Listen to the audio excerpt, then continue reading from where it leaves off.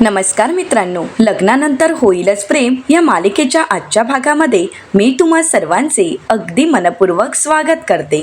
आजच्या भागामध्ये आपल्याला पाहायला मिळतं, आता काव्या नंदिनीला म्हणते, ताई आपली सिक्रेट काही ना काही असतातच, म्हणजे लग्ना अगोदर आपण एकमेकांची सिक्रेट एकमेकांना सांगायचो, पण आता जरी सांगत नसलो तरी आपल्या पार्टनरला आपली सिक्रेट आपल्या गोष्टी माहीतच असणार ना।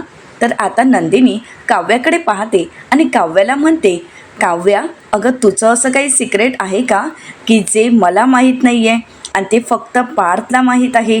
तर आता काव्याला धक्काच बसतो। काव्या म्हणते, काय बोलतेस ताई, नाही गं असं काही नाही आहे, पण तुझं काही सिक्रेट आहे का की जे जीवाला माहीत आहे आणि मला माहीत नाही।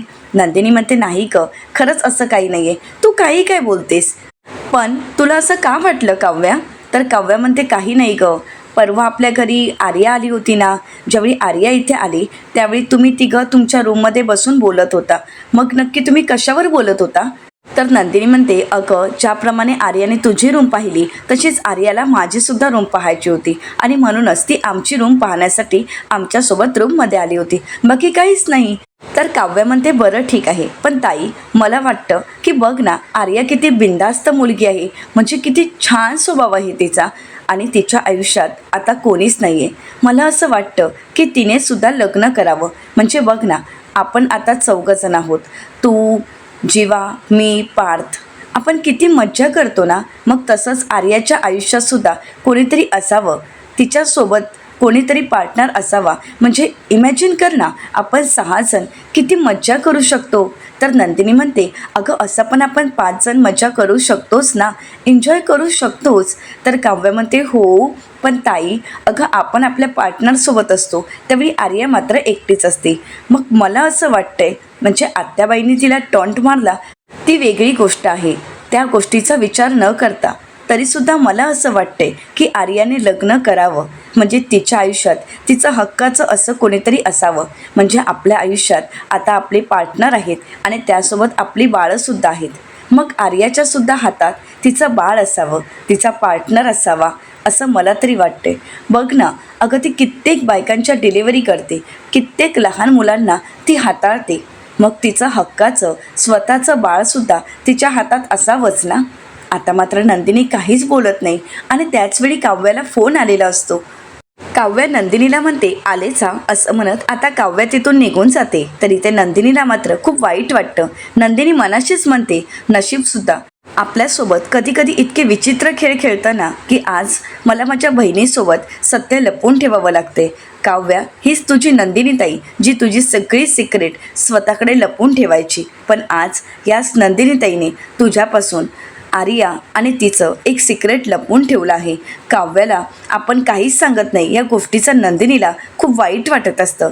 तर दुसरीकडे पाहायला मिळतं, विजयची मीटिंग चालू असते। विजयला आता ते सर ओरडत म्हणतात, हे कॉन्ट्रॅक्ट कधी कंप्लीट होणार आहे, मी तुम्हाला म्हणालो होतो की छान डिझाईन बनवून द्या, पण तुम्हाला जमत नाही आहे का। तर विजय म्हणतो, नाही सर मी तुम्हाला देईन ना बनवून। तर ते सर म्हणतात, कधी देणार आहात, अहो आता पावसाळा सुरू होत आलाय आणि अजूनपर्यंत तुम्ही तर कामाला सुरुवातही केली नाही आहे। जन्मेजय देशमुख यांच्याकडून हा प्रोजेक्ट काढून मी तुम्हाला दिलाय, पण तुम्हाला जमत नाही आहे का। निदान जन्मेजय देशमुख यांचे डिझाईन तरी छान होते, पण एकीकडे जन्मेजय देशमुख यांचं कॉन्ट्रॅक्ट काढून मी तुमच्यावर विश्वास टाकला आणि तो विश्वास तुम्हाला सार्थही करता आला नाही का, तुला हे काम जमणार आहे की नाही। तर आता विजय हातापाया पडत म्हणतो, प्लीज प्लीज सर, प्लीज माझ्या हातून हे कॉन्ट्रॅक्ट काढून घेऊ नका, मी तुम्हाला जसं हवं तसं डिझाईन लवकरात लवकर बनवून देईन, प्लीज, पण माझ्या हातून हे प्रोजेक्ट काढून घेऊ नका।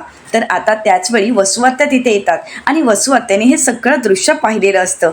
तर आता ते सर चिडतात आणि मीटिंग तिथेच थांबवतात, पण विजयच्या लक्षात येतं की आत्याबाई मागे आहेत आणि म्हणूनच विजय आपल्या उलट साईडने उभा राहतो आणि मुद्दामून नाटक करत म्हणतो, माझ्यावर विश्वास ठेवायचा आहे तर ठेवा, नाहीतर तुम्हाला ज्यांना कॉन्ट्रॅक्ट द्यायचा आहे ना त्यांना द्या, मला काही फरक पडत नाही, बघू तुम्हाला माझ्यापेक्षा कोण कॅपेबल व्यक्ती मिळते। असं म्हणत विजय रागानेच आपला लॅपटॉप खाली टाकतो। तर आता वसुआत्या पुढे येतात आणि म्हणतात, काय जावई बापू, कोणाच्या हातापाया पडत होता तुम्ही।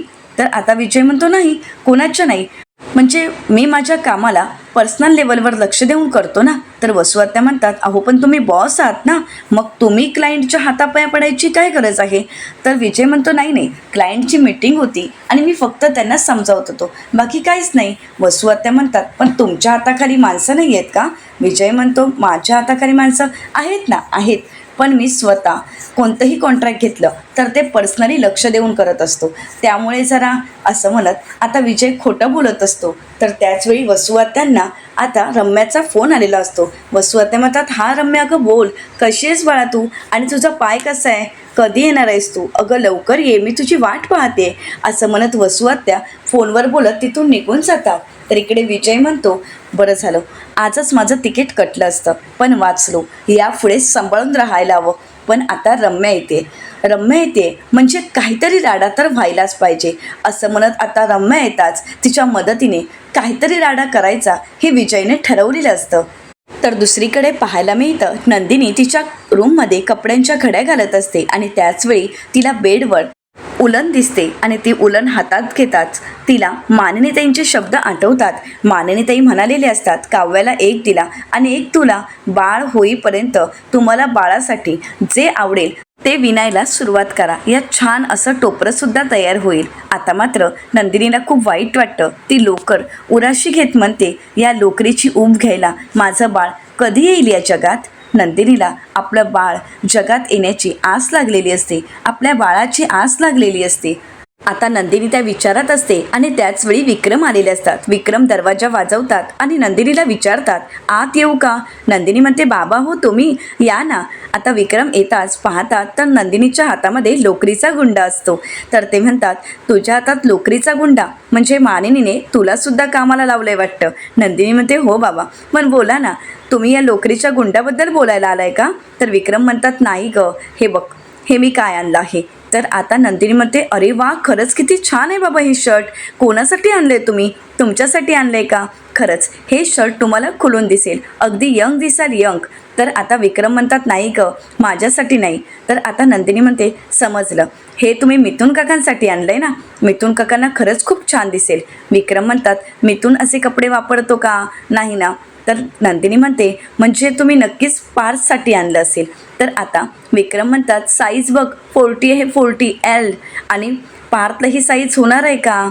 तर आता विक्रम नंदिनीला म्हणतात, तू माझी फिरकी घेतेस ना. नंदिनी म्हणते, नाही हो बाबा. तर विक्रम म्हणतात, हे ज्याच्या नावाची ही छोटीशी टिकली लावतेस ना, जन्मेजय देशमुख, त्याच्यासाठी आणलं आहे, माझ्या जीवासाठी. नंदिनी म्हणते, हो बाबा. तर नंदिनीला विक्रम म्हणतात, हो, म्हणजे असाच मी बाहेर चाललो होतो, सेल लागला होता आणि मला आवडलं म्हणून मी घेतलं. नंदिनी म्हणते, अरे वा, म्हणजे तुम्ही हे शर्ट सेलमधून आणलं आहे बाबा. तर विक्रम म्हणतात, हो ग, पण मला ते आवडलं. नंदिनी म्हणते, खरंच खूप छान आहे आणि जीवांनासुद्धा आवडेल. विक्रम म्हणतात, हो. तर आता नंदिनी म्हणते, मग आता याचं काय करायचं आहे. विक्रम म्हणतात, काय करायचं आहे म्हणजे आता तुझ्या नवऱ्याला जीवाला हे शर्ट द्यायचं आहे, पण हो, हे शर्ट मी आणलं आहे असं त्याला सांगायचं नाही, हे शर्ट तू त्याच्यासाठी आणलंयस असंच सांगायचं. नंदिनी म्हणते, बरं. आता विक्रम तिथून निघून जाणार. तर नंदिनी आता विक्रम यांना आवाज देत म्हणते, बाबा, तुमचं जीवांवर किती प्रेम आहे, इतकं जीवांवर प्रेम आहे, तर मग तुम्ही त्यांना माफ का नाही करत. तर विक्रम म्हणतात की माफ, अगं माफी ही साखरेसारखी आहे, गोड आणि तितकीच घातक आहे. साखरेचं प्रमाण जास्त झालं की आपल्या शरीराला ती घातक ठरते आणि मग आपली तब्येत बिघडते. मग अगदी माफीचं सुद्धा तसंच आहे. मुलांना जर सतत माफ करत राहिलं ना तर मुलंसुद्धा बिघडतात, अगदी कॅज्युअल होतात. आणि नंदिनी, मी काही उगाच त्याच्यावर चिडलो नाही आहे, प्रोजेक्ट केलं, त्याची खंत वगैरे मला नाही आहे, पण त्याच्या हलगर्जीपणामुळे त्याच्यावर मी चिडलो आहे. आणखीन एक प्रोजेक्ट त्या विजयकडे गेला, आपला अजून एक क्लायंट त्या विजयने खेचून घेतला, आपला एक क्लायंट त्याच्या बाजूने झाला आहे आणि या गोष्टीसाठी मी त्याच्यावर चिडलो आहे. खरं तर मला प्रोजेक्ट केलं याची खंत नाही, तर त्याची हलगर्जीपणा पुन्हा होऊ नये यासाठी मी त्याच्यावर चिडलो आहे. नंदिनी बाळागं, प्रचंड मेहनत करून, दिवस रात्र एक करून मी ही कंपनी उभी केली आहे आणि आज जर मुलांच्या हलगर्जीपणामुळे ही कंपनी जर धोक्यात येत असेल तर मग, असं म्हणत विक्रम काही बोलणार तर त्याचवेळी त्या ठिकाणी जीवा आलेला असतो. आता जीवा येताच विक्रम विषय बदलतात आणि नंदिनीला म्हणतात, अगं ते पौष्टिक लाडू तू खाल्लेस की नाही असं मला मानिनी विचारत होती आणि तेच पाहण्यासाठी मी आलो होतो. तू खाल्ले आहेस ना आणि वेळेत खाऊन घे असं म्हणत आता विक्रम तिथून निघून जातात. तर त्यानंतर आता जीवा नंदिनीला म्हणतो, खरंच बाबा तू लाडू खाल्लेस की नाही हे पाहण्यासाठी आले होते का, हे विचारण्यासाठी आले होते का. नंदिनी म्हणते, हो आईने त्यांना सांगितलं आणि खरंच बाबांना काळजी वाटते की मी स्वतःची काळजी घेते की नाही, मी पौष्टिक लाडू वेळेत खाते की नाही हे पाहण्यासाठी आणि त्याविषयीच बोलण्यासाठी ते आले होते. तर जीवा म्हणतो, पण शक्यच नाही. नंदिनी म्हणते, हो खरंच विश्वास ठेवा. तर त्यानंतर नंदिनी जीवाला म्हणते, जीवा अहो मी तुमच्यासाठी एक शर्ट ऑर्डर केला होता. जीवा म्हणतो, कशाला. नंदिनी म्हणते, अहो बघा तर आता जीवा पाहतो तर ते व्हाईट शर्ट असतं आणि व्हाईट कलर हा जीवाचा सगळ्यात फेवरेट कलर असतो. ते शर्ट जीवाला खूप आवडलेलं असतं. जीवा म्हणतो, खरंच किती छान आहे, किती छान फॅब्रिक आहे आणि तेही कॉटनचं आणि एवढे छान लाईट वेट शर्ट आहे ना, बघ मला खरंच आवडले. खरंच बायको कमाल आहेस तू, कमाल असं म्हणत जीवा आता ते शर्ट घेतो, आरशासमोर उभा राहतो आणि ते शर्ट लावून पाहत असतो आणि तो शर्ट पाहून त्याला खूप आनंद झालेला असतो. आणि हे सगळं काही विक्रम बाहेरून लपून पाहत असतात. आपल्या मुलाच्या चेहऱ्यावरचा आनंद पाहून विक्रम हे खूप भारावून गेलेले असतात. त्यांना खूप आनंद झालेला असतो. तर जीवाही नकळत बोललेला असतो की हे शर्ट घातल्यानंतर मी हँडसम दिसेन, अगदी बाबांसारखा. आणि हेच वाक्य इकडे विक्रम यांना भावलेलं असतं. तर दुसरीकडे पाहायला मिळतं, पार्थ आणि काव्या पुन्हा घराबाहेर पडत असतात. पार्थ म्हणतो, चला काव्या हो पटापट चला. नाही तुम्ही पटापट नका चालू, तुम्ही सावकाशच या, नाहीतर मग काही वाटलं तर मला सांगाल की तुम्ही मला सांगितलं होतं की पटापट चला. आता पार्थ बोलत बोलत बाहेर येतो आणि त्याचवेळी पार्थचा वसू आत्यांना धक्का लागतो. वसू आत्या म्हणतात, काय रे तुला दिसत नाही आहे का आणि इतकी कसली घाई आहे रे तुला, जरा सावकाश बघून चालत जा ना. तर आता पार्थच्या हातात बास्केट असतं. तर आता ते पाहून वसू आत्या म्हणतात, अगं बाई फिरायला चाललीत वाटतं, राजा राणीची जोडी, कुठे पिकनिकला चाललात का. तर आता पार्थ म्हणतो, नाही ना अजून पावसाळ्याला खूप उशीर आहे, पाऊस सुरू नाही ना झालाय, मग पिकनिकला कसं जाणार, ती क्लासला जाते ना म्हणून.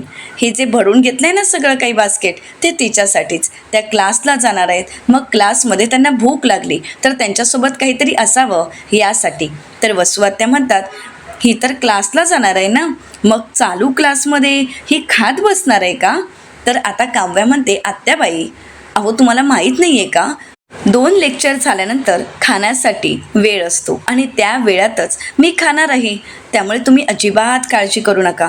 वसू आत्या म्हणतात, पण एवढं सगळं खाल्ल्यानंतर तुला झोप नाही का ग येत.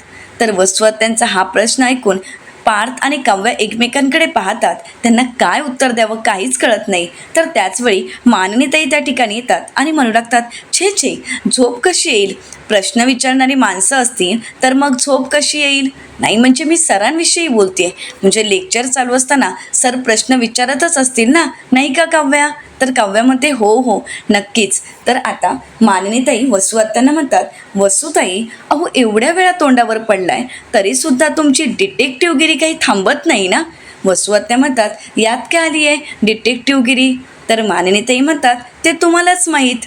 तर वसू आत्या म्हणतात, काय ना मानिनी, तू ना पुत्रप्रेमाने आंधळी झाली आहेस. आपल्या इतिहासात असंख्य उदाहरणं आहेत जी पुत्रप्रेमाने आंधळी झाली होती. परंतु कसं आहे ना मानिनी, या सगळ्याचा शेवट कसा होतो यावर सगळं काही अवलंबून आहे ना. तर मानिनीताई म्हणतात, त्याची वेळच येणार नाही, कारण जीवा, नंदिनी, पार्थ, काव्या या सगळ्यांवर माझा पूर्ण विश्वास आहे. तर वसू आत्या म्हणतात, हो का, परंतु याच गोष्टीने तुझा जर घात केला तर. मानिनीताई म्हणतात, मला खात्री आहे माझी मुलं माझा कधीही घात करणार नाहीत, त्यामुळे वसूताई तुम्ही या सगळ्या गोष्टीचा इतकाही खोलवर जाऊन विचार करू नका. तर वसू आत्या म्हणतात, मानिनी खरं तर मी त्यांना जो प्रश्न विचारते ना तो तूच विचारायला हवास. मानिनीताई म्हणतात, पण मी म्हणाले ना की मला अंधारात ठेवून माझी मुलं काहीही करणार नाहीत. असं म्हणताच आता इकडे काव्य आणि पार्थ एकमेकांकडे पाहतात, कारण खरं तर त्यांनी सत्य लपवलेलं असतं आणि त्यांनाही खूप वाईट वाटत असतं. तर मानिनीताई वसू आत्यांना म्हणतात, वसूताई तुम्हाला जर एवढे प्रश्न पडत असतील ना तर ते प्रश्न तुम्ही तुमच्या जावयाला विचारा. अहो तुम्हाला माहीत नाही आहे, रात्री बेरात्री असा कुठेही फिरत असतो, फरशा मोजत असतो घरात.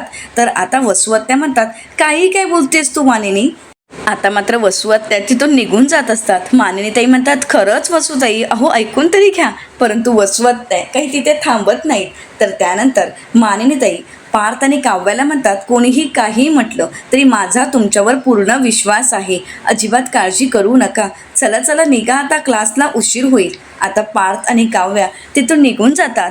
तर मानिनीताई म्हणतात, खरंच वसुताई सुद्धा ना नेहमी मुलं आनंदात असली की त्यांचा मूड घालवत असतात. नेहमी यांचंही असंच चालू असतं. वसुआत्यांचं हे वागणं मानिनीताईंना अजिबात आवडत नसतं. परंतु एकीकडे पार्थ आणि काव्या यांनी सत्य लपवलेलं असतं. आणि आता काव्य आणि पार्थ अशा व्यक्तींना भेटत असतात ज्यांनी IIP रोडवर अपघात झालेले असतात. आणि त्यात अपघातग्रस्त जी लोकं असतात, जी कुटुंब असतात, त्यांना ते भेटत असतात. आज अशाच एका ताईंना ते भेटतात की ज्या ताईंनी त्या IIP रोडवर आपलं बाळ गमावलेलं असतं. आता घडलेला सर्व प्रसंग त्या ताई पार्थ आणि काव्याला सांगत असतात. त्यावेळी पार्थ त्या सगळ्याचा व्हिडिओ बनवत असतो. आणि त्यानंतर ताई कपाटातील ते छोट्या चिमुकल्या बाळाच्या आगमनाच्या स्वागतासाठी त्यांनी आणलेला तो छोटासा ड्रेस आणि त्यानंतर त्यांच्यासोबत असणारी इतर गोष्टी, आता या सगळ्या पाहिल्यानंतर काव्याने पार्थला धक्काच बसतो. काव्याला पार्थने आणलेलं ते शर्ट आठवतं, जे छोटंसं इवल्याच्या बाळासाठी आणलेला तो छोटासा क्यूट असा ड्रेस. आता मात्र काव्याला खूप वाईट वाटतं. तिला या सगळ्या गोष्टी सहन होत नसतात आणि त्यावेळी तिला त्रास होऊ लागतो. काव्या धावत पळत बाहेर येते. तिला उलटी झाल्यासारखं वाटत असतं. खोकलाही चालू झालेला असतो. पार्थ काव्याला सावरत असतो आणि म्हणतो, काव्या थांबा, मी तुमच्यासाठी पाणी घेऊन येतो. तर आता त्याच वेळी आर्या पाण्याची बॉटल घेऊन समोर उभी असते. तर आता आर्या अगोदर काव्याला पाणी प्यायला सांगते, तिला शांत करते. तर पार्थला म्हणते, अगोदर आपण तिला सावलीत बसूया. आता आर्या आणि पार्थ काव्याला सावलीत घेऊन येतात. तिथे बेंचवर बसवतात. तर त्यानंतर आता आर्या तिच्या पद्धतीने काव्याला शांत करते. तर पार्थ म्हणतो, काव्या आता तुम्हाला बरं वाटतंय ना? तर काव्या म्हणते, हो. तर आर्या म्हणते, आता पुढचे 6 महिने हा एकच मंत्र.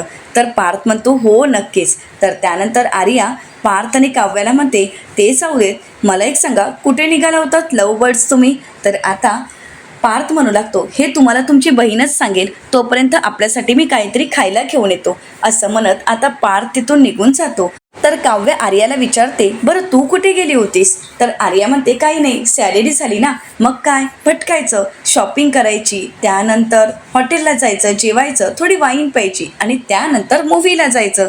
तर आता आर्याचं हे बोलणं ऐकून काव्या म्हणते, खरंच कमाल आहेस तू. आर्या म्हणते, मी कमाल आहेच, परंतु या अवस्थेत तू इथे काय करत होतीस ते मला कळेल का?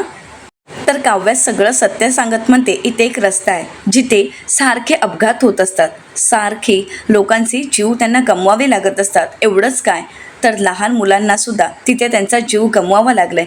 कितीतरी त्या रोडवर मिसकॅरेज झाले आहेत आणि मिसकॅरेजचा शब्द ऐकला ना तरी सुद्धा मला त्रास होतो का? तर आर्याला आता नंदिनीची ती बातमी आठवते. नंदिनीचं मिसकॅरेज झालेलं असतं, परंतु ही गोष्ट मात्र तिने घरच्यांपासून आणि काव्यापासून लपवून ठेवलेली असते. तर आर्या काव्याला म्हणते, मग कशाला एवढ्या उन्हात बाहेर पडायचं वेडी, असं म्हणत ती काव्याला जवळ घेते. तर दुसरीकडे देशमुखांच्या घरी आपल्याला पाहायला मिळतं, जीवा आणि नंदिनी घराबाहेर पडत असतात. तर जीवा नंदिनीला विचारतो, तू सगळं घेतलंयस ना? नंदिनी म्हणते, हो मी सगळं घेतलं आहे. जीवा म्हणतो, नाही, तू एक गोष्ट विसरली आहेस आणि ती सुद्धा महत्त्वाची. नंदिनी विचारते, कोणती? जीवा म्हणतो, अगं तुझी स्माईल कुठे आहे? तुझी स्माईल ही सगळ्यात महत्त्वाची आहे आणि आजपासून चेहऱ्यावर नेहमी स्माईल असायलाच हवी. तुझ्या चेहऱ्यावरचं हसू माझ्यासाठी खूप महत्त्वाचं आहे. तेव्हा आजपासून फक्त हसायचं आहे, कारण न हसण्यासाठी काही कारणच राहिलं नाही आहे. नंदिनी म्हणते, हो ना जीवा, आता न हसण्यासाठी काही कारणच उरलं नाही आपल्या आयुष्यात. तुम्हाला सांगू का जीवा, मला राहून राहून तोच क्षण आठवतो ज्यावेळी आर्याने आपल्या कडेवर बाळ दिलं होतं. तर जीवा म्हणतो, आणि 9 महिन्यानंतर असंच बाळ आर्या आपल्या कडेवर देणार आहे आणि तेही तुझ्या माझ्यासारखं दिसणारं आपलं बाळ. तर जीवा नंदिनीच्या पोटावर हात ठेवत म्हणतो, आता हे पोट मला खटकत नाही. तर त्याच वेळी मानिनीताई त्या ठिकाणी येतात आणि त्यांना प्रश्न करत म्हणतात, आता म्हणजे आधी खटकत होतं का? असं म्हणत आता मानिनीताई दुसरा प्रश्न विचारतात. त्यावेळी मात्र जीवा आणि नंदिनीची बोलतीच बंद होते. त्यांना काय बोलावं काहीच कळत नाही. तर येणाऱ्या पुढील भागामध्ये आपल्याला पाहायला मिळतं, काव्या पार्थला म्हणते, ज्याप्रमाणे मला आणि नंदिनीताईला चांगला नवरा मिळालाय, म्हणजे आम्हा दोघींचे नवरे चांगले तर निघालेत, मग तसाच आर्याला सुद्धा चांगला नवरा मिळायला हवा. युनिव्हर्स दिखा दो अपना कमाल. तर दुसरीकडे जीवा आणि नंदिनी त्यांच्या रूममध्ये झोपलेले असतात आणि त्याच वेळी त्यांचा फोटो खाली पडतो. तर दुसऱ्या दिवशी नंदिनी जीवाला विचारते, जीवा आहे ना तुमचं माझ्यावर प्रेम? तर आता जीवा नंदिनीच्या या प्रश्नाचं उत्तर देत म्हणतो, नंदिनी, जोवर या जगात प्रेम आहे आणि जोवर या जगात प्रेमातील वेडेपणा आहे तोवर आपण दोघं एकत्र असणार आहोत. तर नंदिनी म्हणते, जीवा मला सुद्धा हेच उत्तर ऐकायचं होतं. जीवा, आपण कायम दोघांनी एकत्र राहायचं आहे. आपल्या दोघांमध्ये कोणीच तिसरं यायला नको. जीवा, आता नंदिनीच्या मनात आपल्या आयुष्यात कोणीतरी तिसरं येईल याची भीती असते. आता ही भीती खरंच खरी ठरेल का? जीवाच्या आयुष्यात एक नवीन व्यक्तीची एंट्री होईल का? आणि नंदिनीच्या आयुष्यात वादळ येईल का? हे पाहणं अतिशय रंजक ठरणार आहे. मित्रांनो, अशाच मालिकांचे नवनवीन अपडेट पाहण्यासाठी चॅनलला नक्कीच सबस्क्राईब करा. आजचा व्हिडिओ तुम्हाला कसा वाटला हे कमेंट करून नक्कीच कळवा. आजचा व्हिडिओ जर आवडला असेल तर व्हिडिओला लाईक करायलाही विसरू नका. व्हिडिओ पाहिल्याबद्दल तुम्हा सर्वांचे अगदी मनपूर्वक धन्यवाद.